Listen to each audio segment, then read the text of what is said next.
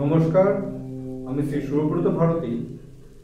তো রবি ডিস্টার্ব হলে আমাদের কোথায় কোথায় শরীরের কোন কোন অংশে এফেক্ট আসতে পারে।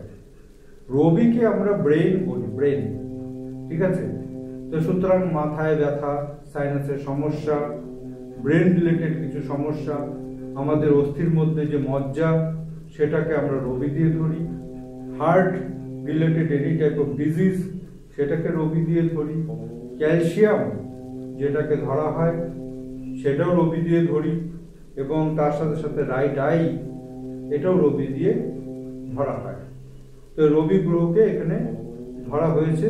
এই সমস্ত ক্ষেত্রে রবি যদি ডিস্টার্ব হয়ে যায় তাহলে এই সমস্ত রোগ, অসুখ বিসুখ আমরা দেখতে পারবো শরীরের মধ্যে বাসা বেঁধেছে।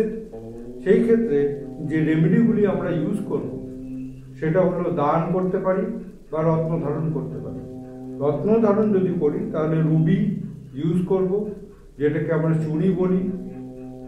তারপরে যে সমস্ত দ্রব্যাদি আমরা দান করতে পারি সেটা হলো, একটা হচ্ছে লাল রঙের কোনো ফল, যেমন হচ্ছে ডালিম হতে পারে, তারপর হচ্ছে ড্রাগন ফল যেটা আছে সেটা হতে পারে, তারপরে তরমুজ হতে পারে।